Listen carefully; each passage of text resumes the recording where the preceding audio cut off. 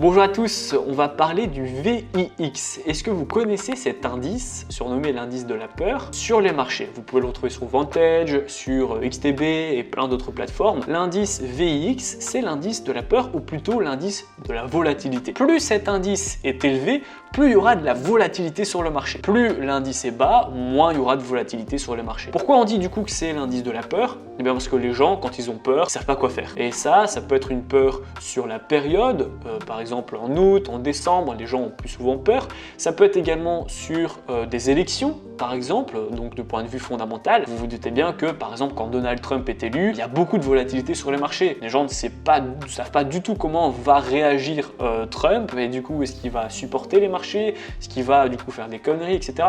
Donc, on va voir un indice, par exemple, très élevé. Parce que quand les gens ont peur, les gens ne savent pas quoi faire, et donc on a beaucoup de volatilité sur les marchés. Et dans le doute, entre guillemets, chaque fois qu'on a de la peur, de la volatilité, etc., c'est jamais bon.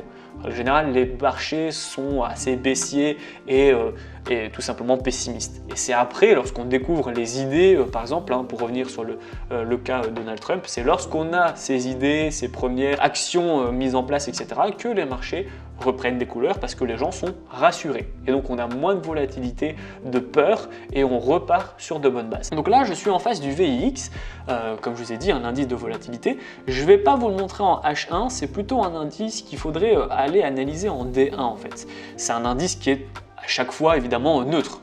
Normalement, on va voir des pics de volatilité et souvent aussi des baisses de volatilité, mais ça ne peut pas être exponentiel. On ne peut pas être de plus en plus volatile. Donc c'est pour ça que quand vous dézoomez au maximum, c'est un marché qui est à chaque fois neutre. Vous avez un pic de volatilité par exemple ici, et donc on pourrait se dire, tiens, pourquoi on a eu un pic de volatilité à ce moment-là? Devinez quand? Regardez, c'était ici, en mars 2020, confinement. On a appris du coup l'existence du coronavirus en novembre ou décembre 2019. Quelques mois après, on a eu le confinement. Pendant le confinement, beaucoup de volatilité sur les marchés. Et comme je vous ai dit, les gens ont peur, ils sont confinés, ils ne savent pas quoi faire, etc. Et donc, rappelez-vous, mais les marchés américains, les actions, le marché des actions, s'était cassé la gueule très fortement. Et donc, on a vraiment du coup une volatilité très haute, vraiment très haute. On a en moyenne une volatilité aux alentours entre 15 et 20, on va dire. Là, on était monté à 80. C'est évident que ça veut dire qu'on avait vraiment beaucoup de peur sur les marchés. Là, on revient du coup à 24. 24, c'est un peu la moyenne haute entre guillemets. On voit que normalement on est plutôt ici, c'est clairement ça la moyenne, on va dire qu'elle est à 17 la moyenne.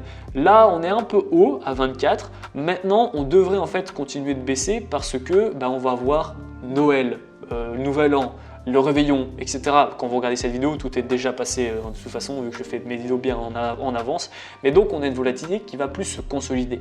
Et ça, pour les débutants, c'est important parce que ça va vous permettre de moins avoir peur et du coup d'être au courant de ce qui se passe sur les marchés.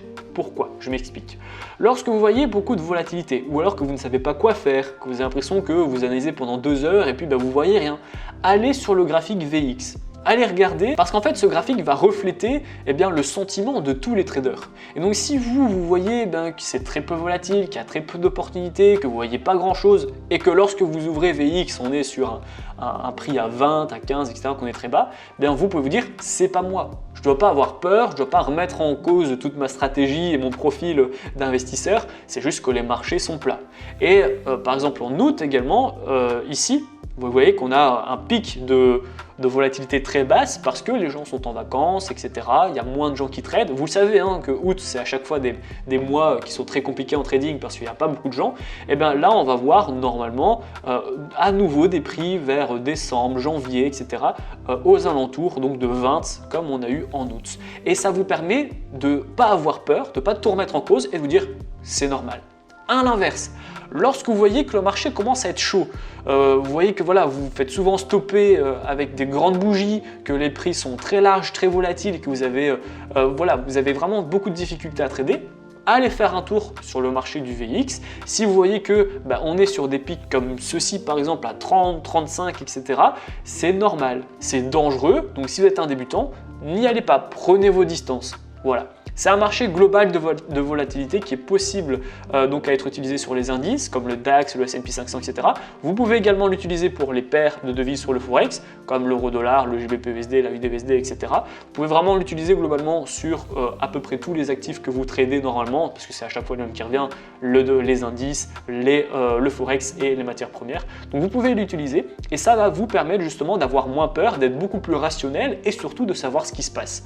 Comprendre pourquoi les prix sont très volatiles ou comprendre évidemment pourquoi il ne se passe rien sur les marchés. Dites-moi en commentaire si vous connaissez déjà cet indice de volatilité, le VIX. Vous pouvez également évidemment me poser toutes les questions qui vous restent en tête, je vous répondrai avec plaisir. Si vous avez encore des difficultés avec l'analyse technique, pas de panique, vous allez retrouver dans la description, c'est le premier lien, ma formation offerte afin de faire vos premiers pas et vos premiers gains dans le monde du trading. Donc je vais vous montrer comment créer un compte sur une plateforme ergonomique, je vais vous donner des stratégies, des indicateurs, je vais vous montrer comment j'ai fait mes premiers 1000 € par mois en trading et je vais également vous donner un cours sur les take profit et sur les stop loss pour que vous puissiez être un trader qui dure dans le temps. La vidéo est terminée, j'espère qu'elle vous a plu. Si c'est le cas, n'hésitez pas à la liker, à la partager et surtout abonnez-vous. Moi, je vous souhaite une bonne journée et je vous dis à très bientôt.